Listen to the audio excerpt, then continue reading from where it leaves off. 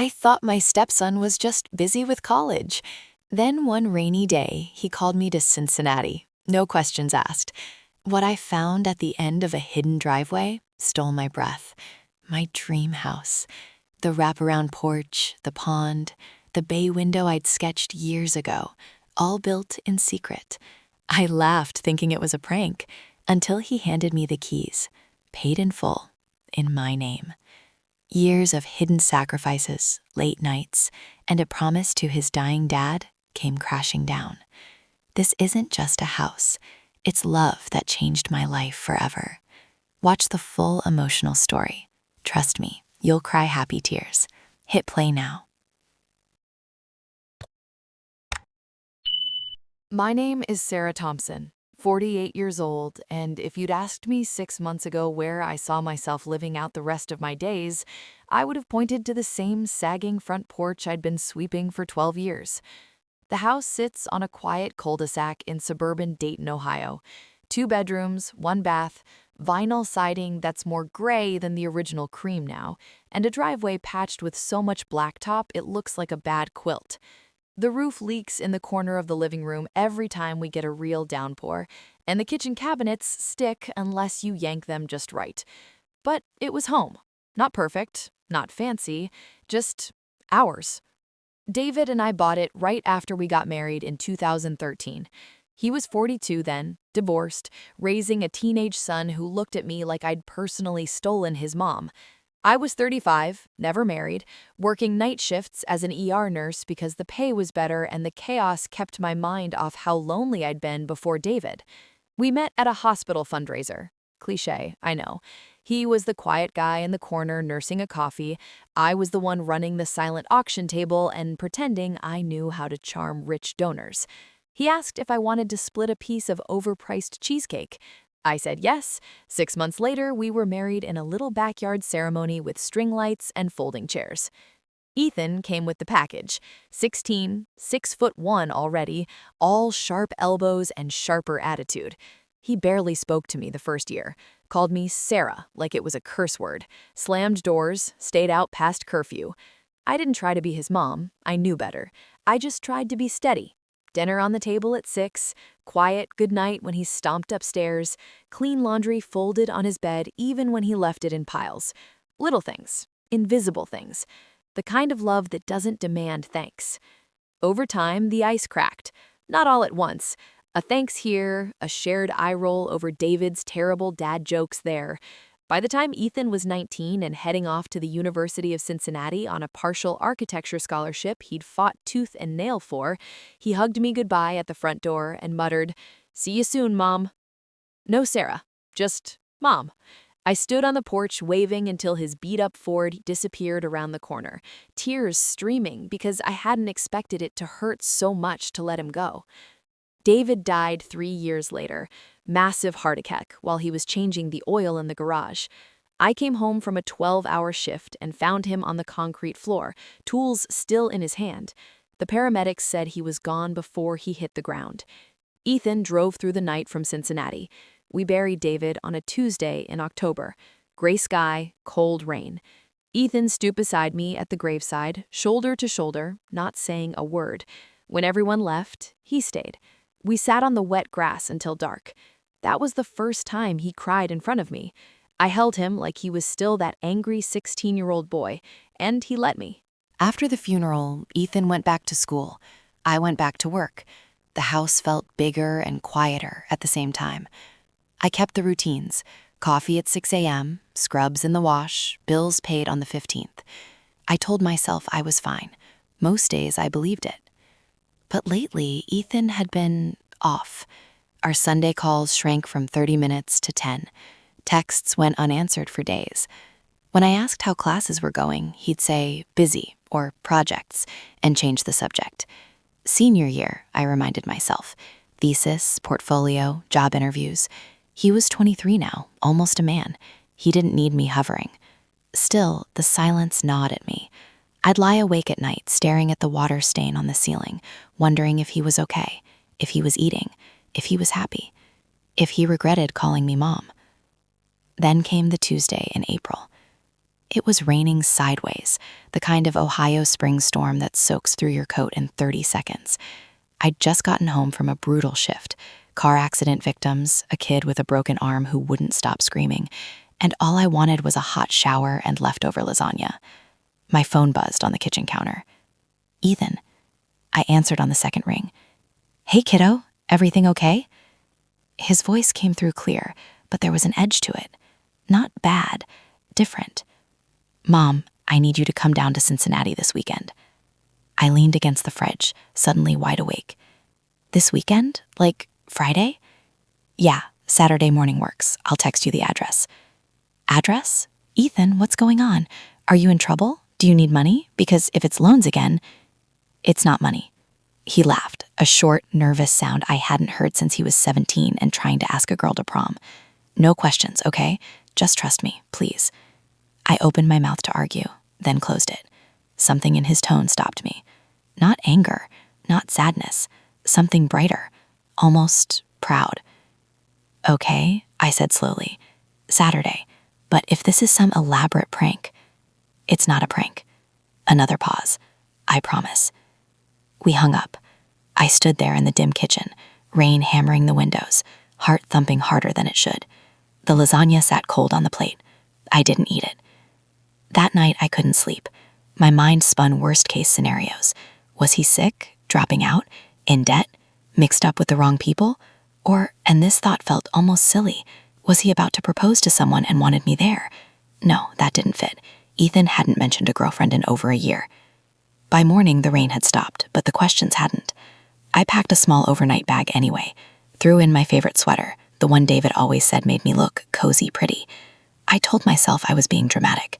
Probably he just wanted to show me his senior project, a model building, a blueprint, something architecture-y. But deep down, a tiny, irrational part of me whispered, what if it's bigger than that? I had no idea. I had no idea how right that whisper was, or how completely it would turn my quiet, predictable life upside down. Saturday morning dawned crisp and clear, the kind of early spring Ohio day where the sky looks freshly scrubbed after days of rain. I woke up at 5:30, same as always. Old nurse habits die hard. The house was quiet, except for the hum of the fridge and the occasional creak of settling beams. I made coffee in the same chipped mug David used to use, black and strong, then stood at the kitchen window staring at the neighbor's dogwood tree just starting to bloom pink. Everything felt normal, too normal, like the universe was holding its breath. I left at 7:15. The Honda Civic's tires hummed on I-75 southbound, past the same billboards I'd seen 100 times. Cracker Barrel, the giant Jesus statue near Monroe, exit signs for Kings Island. Traffic was light for a Saturday. No rush hour commuters, just weekenders with roof racks and out-of-state plates. I kept the radio low, classic rock station playing Tom Petty and Fleetwood Mac, songs that reminded me of road trips with David when Ethan was still small enough to fight over the back seat. My phone GPS said 3 hours to Cincinnati. Ethan had texted an address the night before, a coffee shop called Brew and Bean on Clifton Avenue, your campus. Meet me at 10:30, park in the lot behind. No emojis, no extra details, just that. I tried not to overthink it, but my brain wouldn't cooperate. Every mile marker ticked by like a countdown. What if he was waiting with bad news? A diagnosis? Expulsion? Or maybe he'd gotten married in secret and this was the awkward reveal.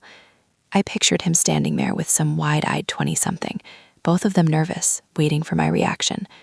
The thought made my stomach flip, not in anger, but in that weird mix of loss and hope you feel when your kid starts building a life without you. Around halfway, near Lebanon, I pulled off at a rest stop, needed to stretch my legs and use the bathroom. The place smelled like old coffee and disinfectant. I bought a bottled water and a pack of peanut M&Ms, comfort food from my night shift days. Back in the car, I checked my phone. No new texts from Ethan, just a weather alert, possible thunderstorms later. Great. I kept driving. The landscape changed slowly, flat farmland giving way to rolling hills, then the outskirts of Cincinnati with its mix of strip malls, car dealerships, and those big blue highway signs welcoming you to the Queen City. My heart picked up speed as I exited on Martin Luther King Drive, then wound through the University of Cincinnati area. Students everywhere, backpacks, hoodies, bikes weaving between cars. I felt old and out of place in my sensible cardigan and sensible shoes. Brew and Bean was a corner spot with big windows and outdoor tables still damp from last night's rain. I parked in the back lot like he said, killed the engine, and sat there for a minute gripping the wheel. My palms were sweaty. I wiped them on my jeans, took a deep breath, and got out.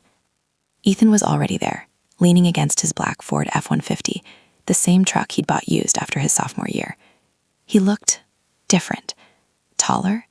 No, same height, but broader in the shoulders, like the last few months of construction site internships had finally filled him out. Flannel shirt rolled to the elbows, work boots scuffed but clean, hair a little longer and curling at the ends. He pushed off the truck when he saw me and walked over fast.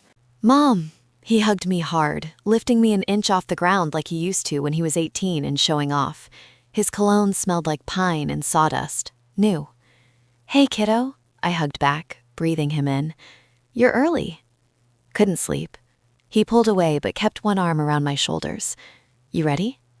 Ready for what? I laughed, trying to sound light. You gonna tell me now, or do I have to guess? He grinned, nervous, almost boyish, and shook his head. Get in the truck. I'll drive. I hesitated. My car? It's safe here. I know the owner. Come on. Something in his eyes, excitement mixed with something heavier, made me nod. I grabbed my overnight bag from the Civic, locked it, and climbed into the passenger seat of his truck. It smelled like him. Coffee, tools, faint motor oil. There was a blueprint tube in the back seat, rolled tight, a hard hat on the floorboard. My curiosity spiked. He pulled out, heading east away from campus, not toward downtown, not toward the river, toward the quieter suburbs, Indian Hill, Madeira, places with bigger lots and taller trees. The radio was off, just the hum of tires and the occasional blinker click. You gonna give me a hint? I asked after 10 minutes of silence. Nope. He glanced over, smirking. Patience, Mom. You taught me that. I rolled my eyes. I taught you a lot of things. Doesn't mean you listened. He chuckled, but it faded quick. His fingers tapped the steering wheel, restless. I noticed his knuckles were scarred, fresh calluses on his palms, builder's hands, not the soft college kid hands I remembered from Christmas break. We turned onto narrower roads, past horse farms and old stone walls. The city field disappeared. Trees thickened, maples and oaks just leafing out. My phone lost signal for a stretch. I felt the first real prickle of unease. Ethan, where are we going? Almost there. Another turn, a gravel road, then a gated driveway, tall black iron with a keypad. He stopped, rolled down the window, punched in a code. The gate swung open slow, like it was revealing something sacred. My pulse thrummed in my ears. He drove through. The path curved gently uphill, lined with young pines. At the top, the trees parted. And there it was. A house. Not just any house. The one I'd sketched on napkins years ago. The one I described to David on lazy Sundays when we talked about someday. Wraparound porch, stone chimney, bay window facing a small pond that shimmered in the morning light. I stared, mouth open. Ethan, what is this? He parked. Killed the engine. Turned to me with the calmest, most terrified look I'd ever seen on his face. Welcome home, Mom. My world tilted. This couldn't be real. But the keys were already in his hand. The truck door clicked shut behind me, louder than it should have in the sudden quiet. Birds chirped somewhere in the pines. A soft breeze carried the smell of cut grass and fresh-turned earth. I stood frozen on the gravel, staring at the house like it might vanish if I blinked. It was perfect. Too perfect. The wraparound porch I'd sketched on the back of a grocery list one rainy afternoon years ago, wide enough for 2 rocking chairs and a little side table for iced tea. The stone chimney rising tall and proud, the kind that promises crackling fires on winter nights. Big bay window in what had to be the living room, curtains already hung in soft cream linen that fluttered when the wind caught them. Gray siding, not the cheap vinyl of my Dayton place, but real cedar shakes stained a warm slate. White trim, crisp as fresh snow. Flower boxes under the kitchen windows, already planted with pansies and something trailing green. Even the pond out back looked exactly like the one I described to David once. Small, kidney-shaped, fed by a tiny stream that trickled over smooth stones. I laughed. It came out high and shaky, the sound of someone who knows they're being pranked but can't quite figure out the punchline. "Okay, Ethan," I said, turning to him. "Whose house is this? One of your professors? A friend from your internship? You're showing off your fancy connections, right?" I forced another laugh, trying to keep it light, because if this is some elaborate real estate tour to convince me to move closer to you, he didn't laugh back. He just reached into the front pocket of his jeans and pulled out a small leather key fob. 2 keys glinted in the sunlight, brass, shiny, brand new. A little silver tag dangled from one, a tiny house silhouette engraved with the word home. "They're yours, Mom," he said quietly. "The house, the 5 acres, the pond, everything." My knees went soft. I grabbed the side mirror of the truck to steady myself. The metal was warm from the sun. "Ethan, stop." "I'm not joking. You can't just—" My voice cracked. "This place had to cost, what, 400,000? 5? More? In this market? With land?" He shrugged. One shoulder, casual, like we were talking about buying a used couch off Craigslist. "Closer to 750, all in, but it's paid for." I stared at him. Really stared. The boy who used to leave wet towels on the bathroom floor, who once borrowed $20 from my purse for pizza and felt so guilty he paid me back with interest in quarters. The kid who'd cried when his dad died and hadn't let me see him cry since. "How?" The word came out small. "I've been working." He stepped closer, voice steady but eyes flicking away like he was afraid of what I'd see in them. "A lot. Summers on cruise, weekends framing houses with buddies from school. Got my contractor's license last year, early because I hustled the hours. Flipped 2 small properties in Claremont County, made decent money, reinvested, got lucky on timing with the market, and yeah, I used some of what Dad left me. The inheritance, David's life insurance, half to Ethan, half to me. I'd told him to keep his share, college, a down payment, a safety net. He promised he would. "You used your half?" I whispered. "Not just mine." He looked at me then, straight on. "Dad's wish list was pretty clear. He wanted you taken care of. Always." My throat closed. I remembered David's voice, rough from the hospital bed in those last weeks. "Sarah's tougher than she looks, but she shouldn't have to be.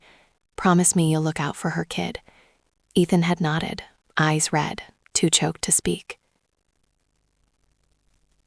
I turned back to the house. It felt alive, like it was waiting for me.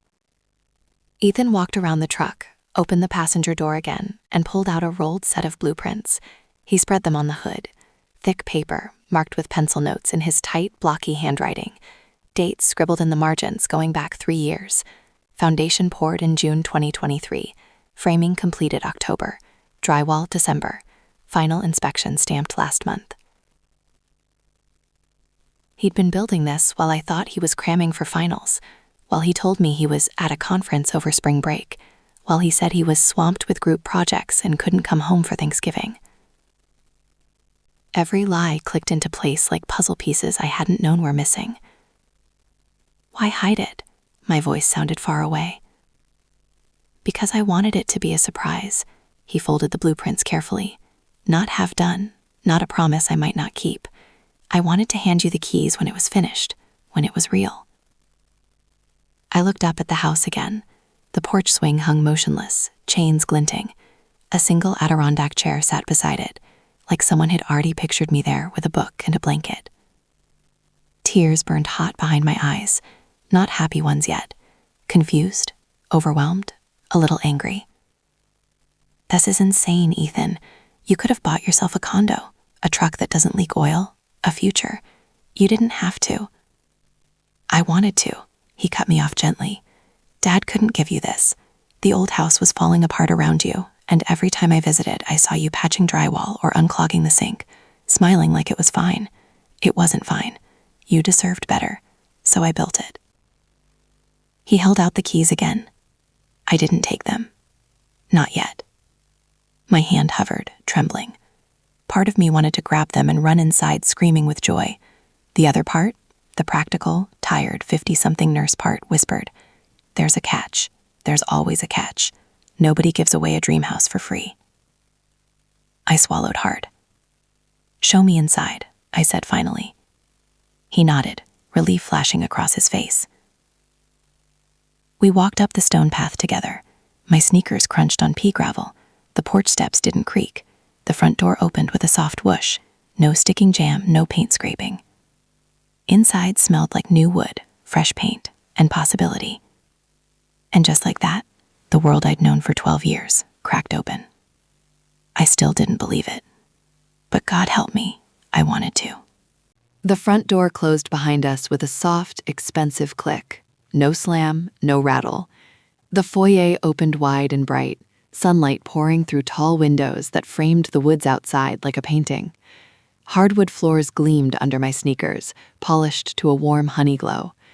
The air smelled clean, new paint, fresh lumber, a faint hint of lemon cleaner. It was the smell of something brand new and carefully made, the kind of smell you only get in show homes or movies. Ethan watched me like I might bolt. "Go ahead, look around." I moved slowly, like I was trespassing. The living room stretched out to my left, open concept, just like I'd always wanted.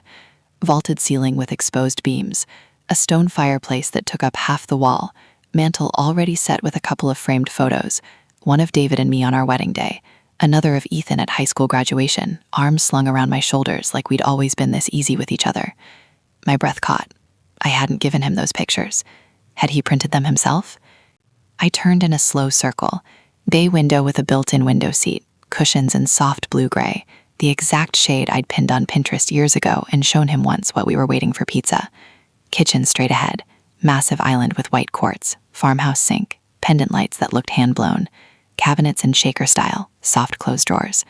A coffee station tucked in the corner with the exact Keurig model I'd mentioned wanting someday. Every detail hit like a memory I thought I'd buried. "This is impossible," I whispered. Ethan leaned against the doorway, arms crossed. "Not impossible, just a lot of late nights." I walked to the island, ran my fingers over the cool stone.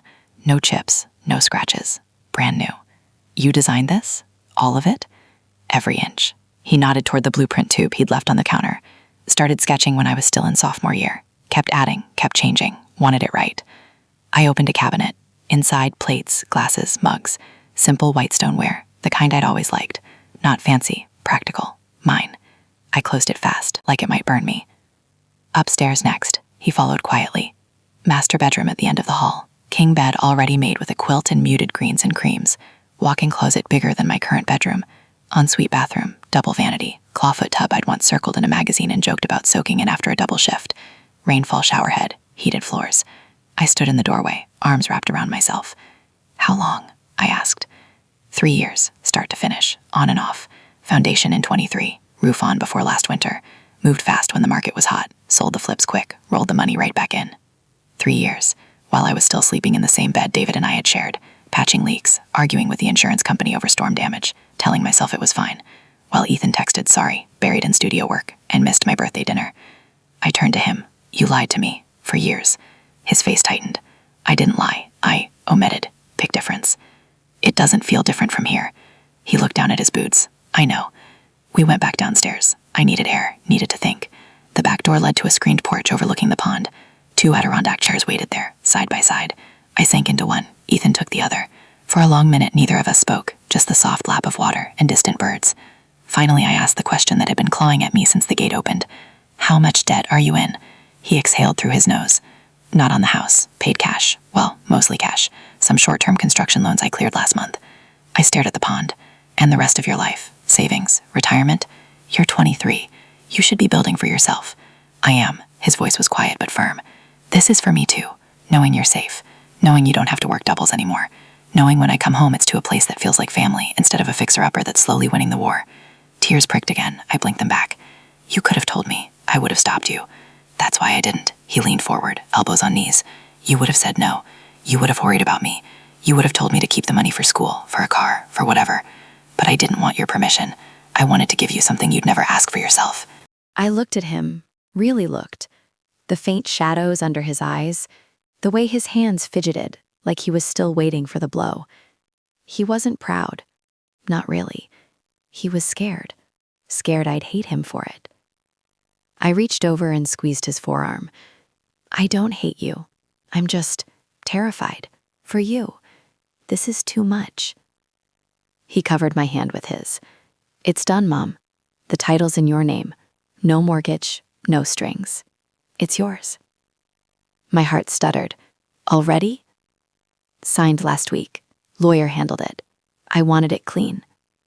I pulled my hand back, stood up, paced the length of the porch. My mind raced through numbers I didn't fully understand.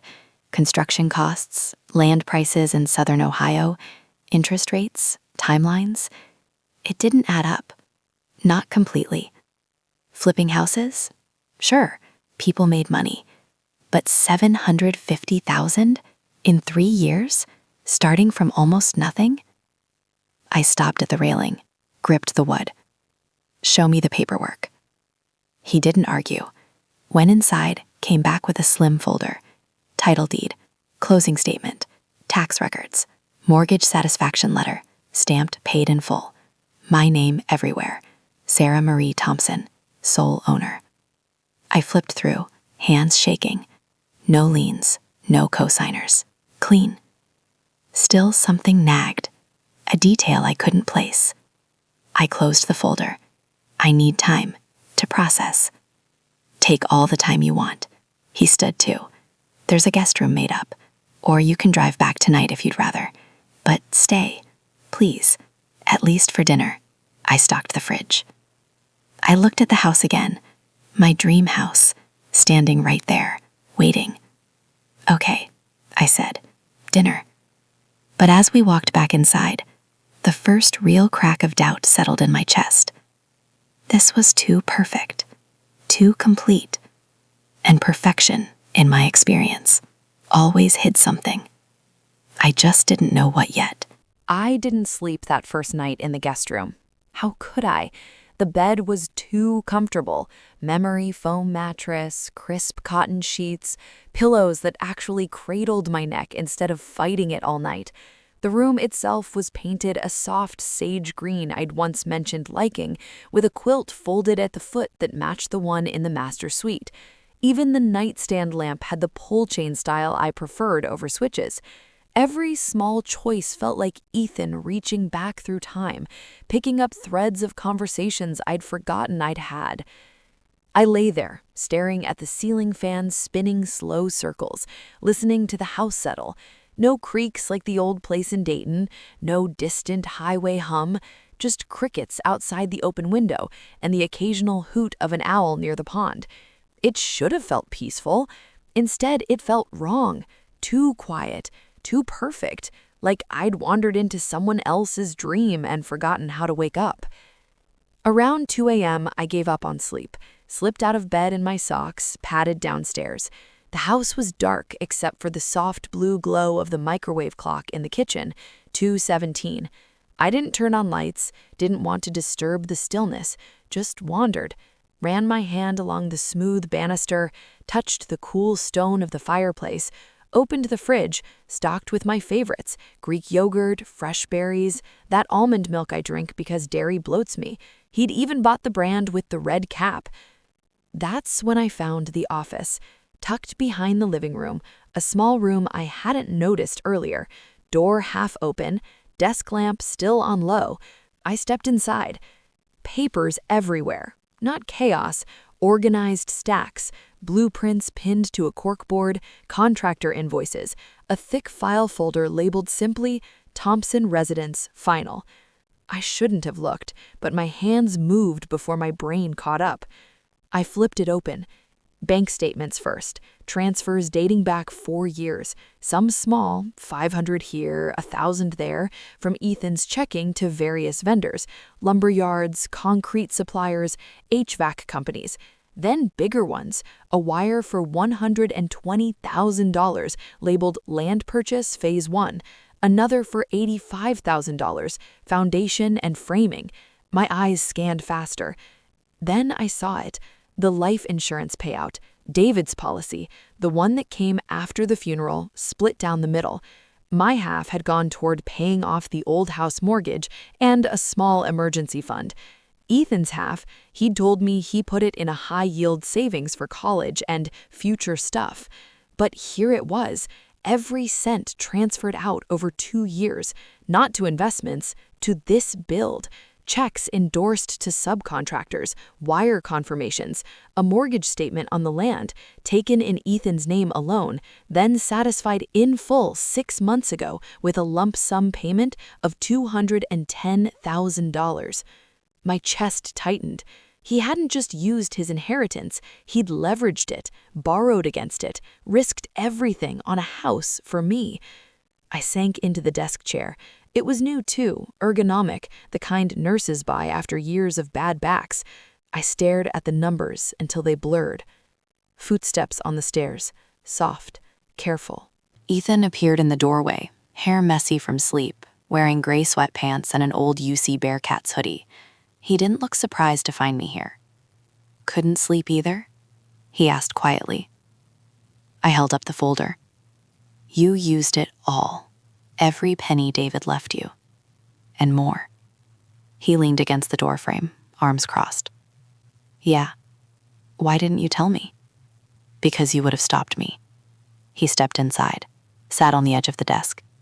"You would have said it was too much, that I needed it for my own life, that you didn't deserve it. But Mom, you did. You do." I shook my head. "This isn't about deserving.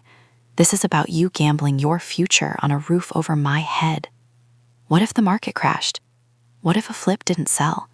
You could have lost everything." "I didn't." His voice was steady. "I was careful. I had backup plans. Sold the first flip for 30 over asking. Second one went in 2 days. I kept costs low, did a lot of the work myself, pulled permits myself, learned drywall, electrical rough-in, plumbing basics.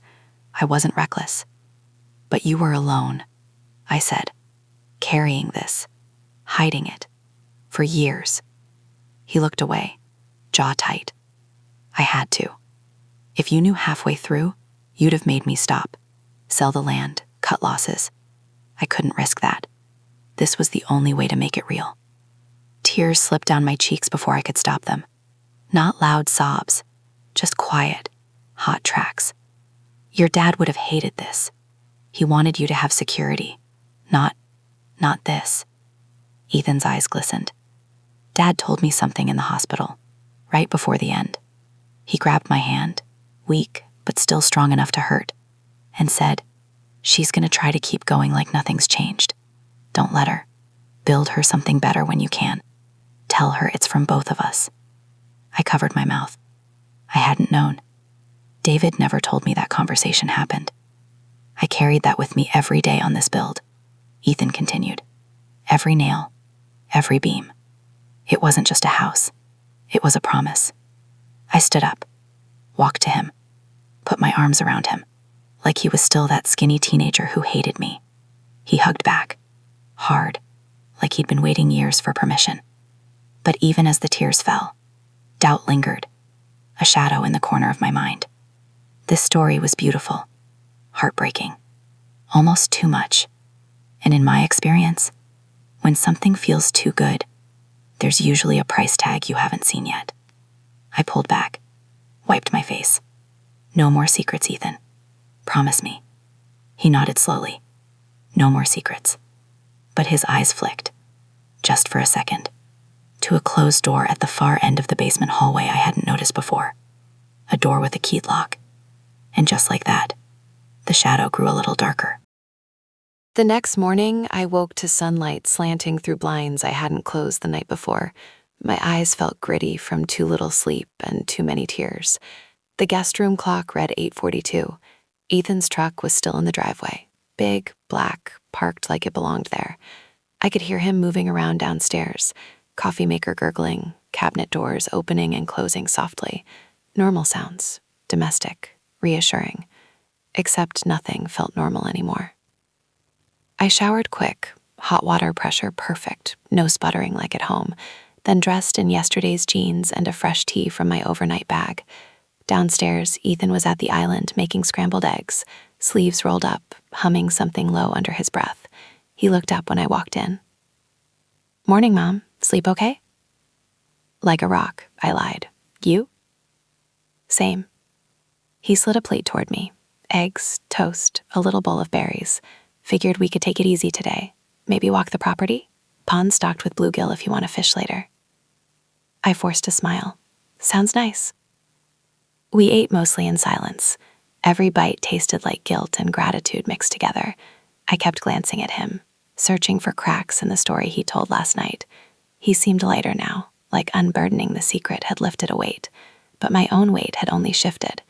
The folder in the office kept replaying in my head. Those transfers, the paid-off loans, the way his eyes had flicked to that locked door in the basement hallway. After breakfast, he said he had to run into town for a few things. Groceries, mostly. Won't be long, hour tops. Make yourself at home. He kissed my forehead, quick, casual, like we'd done it 1,000 times, and left. The front door closed. Truck engine rumbled to life. Gravel crunched as he pulled away. I waited 5 full minutes after the sound faded. Then I moved. First stop, the office again. I opened drawers carefully. Found more files. Nothing new. Just receipts, warranties for appliances, a homeowner's manual. I closed them quietly. My heart was already pounding. Next, the basement. The stairs were wide, carpeted in soft gray. Lights flicked on automatically as I descended. Motion sensors, another thoughtful detail. The basement was finished like the rest of the house. Rec room with a big sectional, flat screen mounted above a second fireplace, wet bar in the corner, game table, bookshelves with some of my old favorites, and a few architecture books that had to be Ethan's. Cozy, inviting. But at the far end of the hallway, past the guest bathroom and a storage closet, was that door. Plain wood, solid core, no window, a keyed deadbolt above the knob, brass, shiny, the kind you don't put on a storage room. I tried the knob anyway. Locked, of course. I stood there staring at it like it might explain itself. My mind spun ridiculous scenarios. Drugs? Guns? Counterfeit money? A secret girlfriend he was hiding? A gambling debt collector's stash? Each thought felt stupider than the last. This was Ethan, my Ethan, the kid who once spent an entire weekend helping me repaint the kitchen because I'd cried over a bad day at work. Still, secrets breed more secrets. I went back upstairs, grabbed my phone, and texted him, "Hey, forgot to ask, any spare keys around? Want to check out the basement more?" His reply came fast. "Basement's all open except the utility room at the end. That one's just for the water heater and electrical panel, nothing exciting. Keys are on the hook by the back door if you need in for anything." Utility room. Right. I didn't buy it. I spent the next 20 minutes searching the house for anything that might fit that lock. Kitchen junk drawer? Nothing. Office desk? Paper clips, pens, a small toolkit. I took the toolkit downstairs anyway. Screwdriver, pliers, a tiny tension wrench-looking thing Ethan probably used for odd jobs. I'd seen enough crime shows to know you could pick a simple lock if you were patient. I wasn't patient, but I was desperate. Back at the door, I knelt, inserted the screwdriver, twisted gently. Nothing. Tried the tension wrench next, fumbled it, scraped the keyhole. My hands shook, sweat beaded on my forehead despite the cool basement air. Then I heard tires on gravel.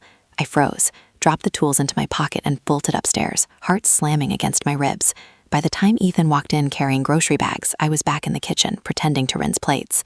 "Hey," he said, setting bags on the counter. "Miss me?" "Always." My voice sounded too bright. "Find everything?" "Yep, steaks for dinner. Thought we could grill." "Perfect." He started unpacking. I helped. Normal, domestic. But my mind was racing. That door, his quick explanation, the way he'd avoided looking at it last night. After lunch, he suggested a walk. We went out back, followed the path around the pond. He pointed out where he'd planted willows, where the dock would go next summer. I nodded, smiled, asked questions, but half my brain was still downstairs. Late afternoon, he took a call, something about a job site in Cincinnati. "Gotta head out for a couple hours tomorrow morning, early meeting. You okay staying here alone?" "Of course," I said. "I'll unpack some more, make it feel like mine." He grinned. "It is yours." That night we grilled steaks on the back patio, ate with the sunset painting the pond gold, talked about nothing heavy, his friends from school, my shifts at the hospital, silly memories of David burning toast every Sunday. It felt almost normal. Almost. When he went to bed, I waited again. Midnight, 1 a.m., too. Then I crept downstairs once more. This time I had a flashlight from the junk drawer. I knelt at the door, tried the screwdriver again, slower, steadier. Click. Something gave. Not open, but loose. I froze at a sound upstairs. Floorboard creak? Ethan getting water? I killed the light, held my breath. Silence. I twisted again. Another soft click. The deadbolt slid back. I pushed the door open an inch. Darkness inside, cool air, smell of paper and ink. I flicked the flashlight on low. Shelves, boxes, files. And on the nearest shelf, a thick binder labeled Sarah, Timeline. My name, in his handwriting. Pages of dates, photos, notes. My stomach dropped. This wasn't a utility room. This was something else entirely. And whatever it was, Ethan had kept it locked away from me. I didn't close the door all the way. Couldn't. My hand stayed frozen on the knob, flashlight beam trembling across the shelves. The binder with my name on it sat there like an accusation. Sarah, Timeline. Thick, worn at the edges, pages sticking out unevenly, like it had been opened and closed 100 times. I set the flashlight on the shelf, careful, quiet, and pulled the binder down. Dust motes danced in the narrow beam. I opened it on the floor, cross-legged, heart hammering so loud I was sure it would wake Ethan upstairs. The first page, a printed photo of me and David at our wedding. Below it, handwritten notes in Ethan's neat block letters. 2013. Sarah marries Dad. She's nervous, keeps fixing her veil. I hated her that day, thought she was replacing Mom. Took me 2 years to see she wasn't. Next page, a timeline. Bullet points, dates, small events I barely remembered. 2015. Sarah works double shift on my birthday, brings home cake anyway. I eat it alone in my room, feel like shit. 2017. Dad's heart scare. Sarah stays up all night in waiting room. I pretend I don't notice her crying in the hallway. 2020. Dad dies. Sarah holds me on the lawn until dark. First time I call her Mom without thinking. It went on. Every quiet moment, every time I'd patched a hole in his jeans, every care package I'd sent to college, every text I'd sent when he went quiet. Just checking in, love you. He'd saved screenshots, printed them, dated them. Then the build notes started. 2021, buy land, cheap, foreclosure, perfect spot. Pond matches her sketch. 2022, first flip sells. Profit $42K, roll into foundation. Photos clipped in. Ethan on site, hard hat, muddy boots, grinning at the camera with framing going up behind him. Selfies mostly. No crew, just him. I flipped faster. My breath came short. Last pages. Financials. A spreadsheet taped in. Red ink for debts paid off, green for profits. At the bottom, in bold, balance $0, house clear, title transferred 4/15/2025. Under it, one line in smaller handwriting. She can never know how close it came. Close to what? I closed the binder, sat there in the dark, flashlight off now, letting the quiet press in. My mind raced backward. Every excuse he'd given, every missed visit, every short call. He hadn't just built a house, he'd rebuilt his whole life around this, around me. Footsteps upstairs, soft, then the creak of the basement stairs. I shoved the binder back on the shelf, snapped the flashlight off, eased the door almost shut, but not latched, hid behind the open door, back to the wall. Ethan reached the bottom step, paused. I could hear his breathing, slow, deliberate. "Mom, you down here?" I didn't answer. He walked the hallway, stopped at the open door. I saw his silhouette in the faint light from upstairs. He reached in, flicked the switch. Light flooded the room. I stepped out. He didn't jump, just looked at me, resigned almost, relieved. "You found it," he said. I held up the binder. "What is this, Ethan? A shrine? A guilt trip? What the hell am I looking at?" He rubbed the back of his neck. "It's proof, for me, that it was worth it." Proof of what? That you mattered, that every late night, every skipped party, every time I said no to a job that would have taken me out of state, it wasn't for nothing. I shook my head. "You could have told me, any of it. You would have stopped me." He stepped closer. "You still might." Damn right I might, my voice cracked. You turned down Seattle, that six-figure offer you mentioned last Christmas, because of this? He nodded once. And the money. God, Ethan, the loans, the risks. You could have gone under, lost everything. For what? A house? For you. His eyes locked on mine. Dad made me promise. I didn't just hear it once. He said it again the night before he died. Don't let her settle, Ethan. She's given us everything. Give her something back when you can. I wrote it down, kept it in my wallet. Still do. He pulled out his wallet, beat up leather, and fished out a folded paper. Yellowed, creased, David's handwriting, the same words Ethan had quoted. I read it. Tears blurred the ink. I carried that promise, he said, every day. This house isn't just bricks and drywall. It's me keeping my word to him and to you. I sank against the wall, slid down until I was sitting on the cold floor. You should have let me help, or at least known. I couldn't. He crouched in front of me. If you knew how tight it got, how I almost lost the land to a lien last year, how I worked 3 jobs at once, you'd have carried that guilt forever. I didn't want you to feel like you owed me. I wanted you to feel loved. That's it. I looked up at him, really looked. The lines around his eyes that hadn't been there at 20. The faint scar on his forearm from a nail gun slip he'd never mentioned. The way his shoulders carried the weight of years he shouldn't have had to bear alone. I do feel loved, I whispered, but I also feel terrified. For you, for what this cost. He sat beside me, shoulder to shoulder. It's done. No more cost. Just the house and us. We sat like that a long time, basement light humming overhead, binder between us like a bridge. Finally, I asked the last question burning in my chest. What else is in here? What else are you hiding?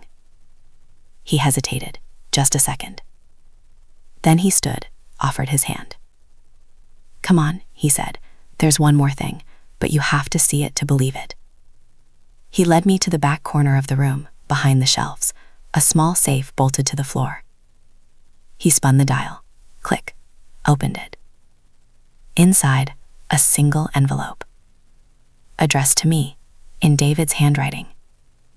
Open it, Ethan said. Tomorrow, on the porch, at sunrise. That's when he wanted you to have it. I took the envelope, heavy, sealed. My fingers shook. Whatever was inside, it was the final piece, and I wasn't sure I was ready for it. Sunrise came slow that morning, the kind of soft pink and gold Ohio dawn that makes you believe the world might actually be kind. I hadn't slept much again. The envelope from the safe sat on the nightstand like a live thing, David's handwriting on the front. Sarah, for when you're ready. Ethan had insisted I wait until sunrise on the porch. No arguments, no peeking early. I carried my coffee out at 6:45, mugs steaming in the cool air. The porch swing creaked gently as I sat. The pond reflected the sky like a mirror, mist rising off the water in thin wisps. Birds started their chatter. Everything felt hushed, waiting. I set the coffee down, slit the envelope with my thumbnail. Inside, 2 sheets of lined notebook paper, folded once. David's familiar scrawl, slanted, a little shaky toward the end, like his hand had tired even then. I read, Sarah, if you're holding this, I'm gone, and Ethan's done what I asked. That kid, he's stubborn like me, but he's got your heart in him now. Don't be mad at him for keeping secrets. He learned that from watching us both try to protect each other. I knew the old house was wearing you down. The leaks, the stairs that groaned, the way you'd smile anyway, like it didn't matter. It mattered to me. Every time I saw you scrubbing grout or taping drywall, it hurt worse than the chest pains. I couldn't fix it then, but I could plant a seed. I told Ethan the night before the end, quiet, so the nurses wouldn't hear. I said, build her that house she doodles about. The porch, the pond, the windows that let the light in right. Make it hers. Tell her it's from both of us when the time's right. And don't let her say no. he promised, eyes red but steady. I believed him. You gave us a family when we didn't have one left. You loved a broken man and an angry boy, and you never asked for credit. This is your credit, Sarah. Not charity, not pity, just love coming back the only way we knew how to give it. Sit on that porch swing, drink your coffee black like always, watch the sunrise. Know we're both proud of you, and know Ethan's gonna need you now more than ever. He spent everything on this. Don't let him carry it alone anymore. Forever yours, David. The paper blurred. I pressed it to my chest, shoulders shaking. Sobs came hard and quiet at first, then louder, ugly, raw, the kind that empty you out. I hadn't cried like this since the funeral, not even close. I didn't hear Ethan come out, just felt the swing dip as he sat beside me. He didn't speak, didn't touch me, just waited. When I could breathe again, I handed him the letter. He read it slowly, lips moving like he was memorizing it all over again. When he finished, he folded it carefully and gave it back. I found it in his toolbox after the funeral, he said, tucked inside an old envelope with my name on it too. His instructions were simple. Don't open until the house is done. Then give it to her at sunrise. I almost broke the rule a dozen times, especially when things got tight last year. I wiped my face with my sleeve. Why sunrise? He said you always loved mornings best, said the light looked different then, like second chances. I looked out at the pond. The mist was burning off, the world sharpening into focus. You carried this alone, I said. The letter, the promise, the weight. Yeah. His voice cracked just a little, but it wasn't heavy. It was purpose. I reached over and took his hand. His fingers were cold. Mine too. I still can't believe it, I whispered. All of it. You, this place, him. Ethan squeezed back. Believe it. It's real. We sat like that until the sun cleared the trees. Coffee went cold. Birds got louder. The house behind us felt less like a stranger and more like home.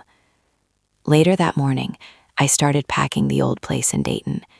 Ethan helped, quietly, efficiently. We loaded boxes into his truck, photo albums, my favorite lamp, the quilt from our bed. I kept looking around the ranch house like I was saying goodbye to an old friend who'd seen me through hard years. When the last box was taped, I stood in the empty living room, the water stain on the ceiling still there, the rattle in the windows, all the little flaws I'd lived with. Ethan came up beside me. Ready? I nodded. Yeah, let's go home. We drove the 3 hours back south. No radio, just quiet. Every mile felt lighter. By afternoon, we were unloading at the new house. Friends from Ethan's crew showed up, big guys in work boots carrying furniture like it was nothing. Laughter echoed off the porch. Someone fired up the grill. Beers appeared. It turned into an impromptu housewarming I hadn't planned. I stood on the porch watching it all. Ethan laughing with his buddies. Boxes stacked neatly in the garage. The pond sparkling under late sun. He caught my eye across the yard, walked over, handed me the keys again, the same shiny set from that first day. Welcome home, Mom, he said. I took them. This time my hand didn't shake. I hugged him so tight I felt his heartbeat against mine. I thought it was a joke, I murmured into his shoulder. A dream, something that happens to other people. He held on just as tight. You're not other people, you're ours. That night, after everyone left, I sat on the porch swing alone, letter in my lap, stars coming out one by one. David's words echoed, don't let him carry it alone anymore. I wouldn't. The house wasn't just walls and windows. It was proof that love doesn't end with goodbye. It finds ways, quiet, stubborn, impossible ways, to keep going. And for the first time in years, I believed it could happen to me. Moving day felt surreal, like stepping out of one life and into another without quite crossing the threshold. I woke up in the old Dayton house one last time. Same creaky bed, same water stains staring down from the ceiling like an old friend saying goodbye. The place was mostly empty now. Boxes stacked by the front door, walls bare except for faint outlines where pictures had hung for years. Ethan arrived at 7 a.m. sharp, truck bed already half full of tools and tarps from some last-minute job site. He walked in without knocking, old habit from when he still lived here, and hugged me before I could say good morning. Ready to leave this dump, he teased, but his eyes were soft. I laughed, shaky. It wasn't a dump, it was home. Was, he corrected gently. Now we're making a new one. We loaded the last boxes together. My favorite armchair, the ugly green one David had insisted on keeping because it's comfortable, went in last. Ethan carried it across the threshold like a groom carrying his bride, grunting dramatically for effect. I rolled my eyes, but my throat tightened watching him. This boy who once slammed doors in my face was now carrying pieces of my old life into my new one. The drive south felt different this time. No rain, no knot of dread in my stomach, just sun through the windshield. Classic rock on low, Ethan tapping the wheel to Springsteen. We talked about nothing important, how he wanted to build a fire pit by the pond next summer, how I'd plant roses along the porch railing, how maybe we'd get a dog. Simple dreams, the kind you make when the hard part is finally over. We pulled up to the new house around noon. Ethan's crew was already there, 4 guys in faded t-shirts and work boots, laughing as they unloaded a couch from a trailer. They waved like we were old friends. One of them, a big guy named Mike with a beard down to his chest, clapped Ethan on the back. "Boss man's mom finally moving in? About time, dude." Ethan grinned. Yeah, no more excuses. They worked fast. Furniture in place, boxes to the right rooms. I directed traffic, pointing to where the lamp went, where the bookshelves should stand. Every time I stepped onto the porch, the swing caught the breeze and rocked gently, like it was welcoming me. The pond sparkled. Roses, already climbing the trellis Ethan had planted last fall, were budding pink. By late afternoon, the house started to feel lived in. Not perfect, still boxes everywhere, pictures leaning against walls, but alive. Ethan carried my armchair to the bay window in the living room. I sank into it, exhausted, happy. He flopped on the floor beside me, back against the couch. "Remember when I was 16 and refused to sit in the same room with you?" I smiled. "Vividly. You'd eat dinner in your room with headphones on." "Yeah, thought you were trying to replace Mom. Took me a while to figure out you weren't replacing anyone. You were just adding." I reached down and ruffled his hair like I used to when he let me. "You were worth the wait." He caught my hand, held it. "So were you." We stayed like that until the sun dipped low. The crew left with promises to come back for a barbecue next weekend. Ethan grilled burgers on the new patio. Simple, nothing fancy. We ate outside as the sky turned orange and pink. Fireflies started blinking over the pond. I leaned back in one of the Adirondack chairs, plate balanced on my lap, and just breathed. After dinner, Ethan disappeared inside for a minute, came back with the keys, the shiny set he'd handed me that first day. He knelt in front of me like he was proposing, which made me laugh. "Sarah Marie Thompson," he said, voice mock serious. "Do you accept this house, with all its creaky floors that don't actually creak, its perfect porch swing, and its slightly overachieving son who built it?" I took the keys. This time they felt warm, real, mine. "I do," I said, then quieter. "I really do." He stood, pulled me into a hug. I buried my face in his shoulder and let a few more tears fall, happy ones this time. No doubts, no shadows, just us. That night, I slept in the master bedroom for the first time. The clawfoot tub waited like a promise. The quilt smelled faintly of cedar from the hope chest Ethan had built. I lay there listening to the house breathe. Soft fan overhead, crickets outside, the distant hoot of an owl. No rattling windows, no highway noise, just peace. I still woke at 3 a.m. out of habit, old nurse shifts, but instead of staring at a cracked ceiling, I got up, padded to the kitchen in socks, made tea, sat at the island with the light low, looked around at the quartz counters, the bay window framing the dark pond, the photos already hung on the fridge. David smiling, Ethan at graduation, me and David on our wedding day. I pinched my arm, hard. It hurt. This was real. The next morning, Ethan found me on the porch swing with coffee. He sat beside me, mug in hand. "Believe it yet?" he asked. I looked out at the sunrise painting the water gold, roses climbing, porch swing rocking slow. "Yeah," I said. "I believe it." He bumped his shoulder with his. "Good, because there's no takebacks." I laughed. None needed. We sat in comfortable silence, watching the day begin. No rush, no secrets left. Just a mom and her son, on a porch that had waited years for us. I thought about David's letter, about promises kept across time, about how love doesn't always look like flowers or grand gestures. It looks like a kid who remembers your coffee order, who plants roses because you mentioned them once, who builds an entire house because his dad asked him to take care of you. And sometimes, if you're very lucky, it hands you the keys and says, "Welcome home." That day, I finally stopped waiting for the other shoe to drop, because the shoe wasn't dropping. It had already landed, softly, perfectly, right where it belonged. 6 months have passed since moving day, and some mornings I still wake up expecting to hear the old house groan or the neighbor's truck rumble down the cul-de-sac in Dayton. Instead, there's only birdsong filtering through the open bedroom window, sunlight spilling across the hardwood in soft golden pools, and the faint smell of coffee already brewing downstairs. Ethan must have set the timer again. He does that when he stays over, like he's still making sure I start the day right. I slip out of bed, pull on my robe, the fluffy one he gave me for Christmas, the first gift he ever bought without me hinting, and pad to the kitchen. The house feels alive in the early light, the quartz island catching reflections, the bay window framing the pond where a heron sometimes stands like a statue at dawn. I pour coffee, black, strong, and carry it to the porch swing. It's become my ritual.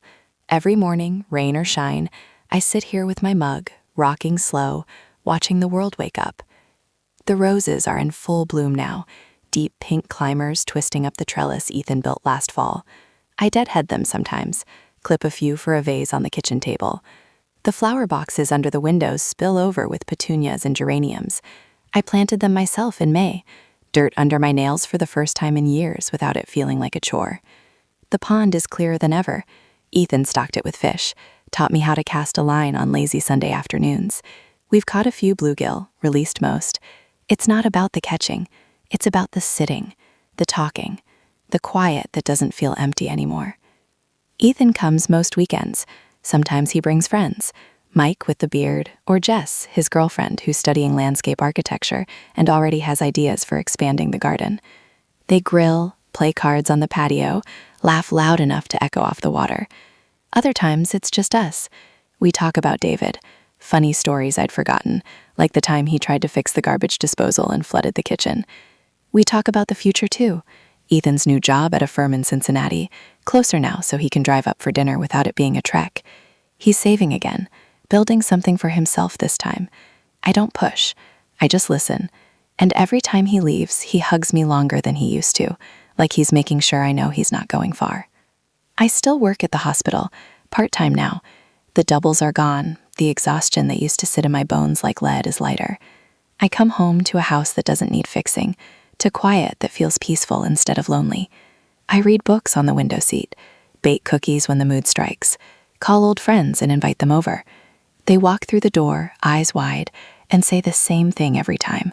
"Sarah, this place is a dream." I smile and say, "I know." I still can't quite believe it. But I do believe it now. Not in a flashy, dramatic way. In the small, steady way life actually changes. Some nights I pull out David's letter, read it again by lamplight on the porch. The words don't sting anymore. They soothe. Don't let him carry it alone anymore. I haven't. Ethan and I talk about the hard parts too. The months he almost lost the land, The nights he worked until his hands bled. The fear he'd fail and disappoint both me and his dad. He admits it was scary. I admit I still feel guilty sometimes, that he gave up so much. But we don't dwell. We forgive. We move forward. I've started a little tradition. Every Sunday evening, I light a candle on the mantle, one of those plain white pillars, and say a quiet thank you. To David for the promise he left behind, to Ethan for keeping it, to myself for finally letting love in without questioning its cost. If you're a mom reading this, stepmom, birth mom, foster mom, whatever label the world tries to stick on you, know this: the love you give when no one's watching, the meals you cook when you're bone tired, the nights you stay up worrying even after they're grown, it doesn't disappear. It circles back. Sometimes in ways so big they knock the breath out of you. Sometimes in quiet moments, like a son remembering how you take your coffee, or building a swing just because you once said porches should have them. I never expected this. Never dreamed a boy who once resented me would one day hand me keys to a life I thought was only for other people. But he did, and every day since, I've tried to live like it matters. Tonight, Ethan's coming for dinner. I'm making lasagna, his favorite, the one with extra ricotta because he always sneaks seconds. The table's set, candles lit, the porch swing waiting for after-dinner coffee. I'll sit there later, rocking slow, listening to him talk about his week. I'll watch the fireflies dance over the pond. I'll feel the weight of the keys in my pocket, real, solid, mine. And I'll think, not for the first time, this is the life I never saw coming. But God, I'm grateful it found me. Because family isn't always born. Sometimes it's built. One promise, one nail, one sunrise at a time. And when it's real, it changes everything. Forever. The end. Heart.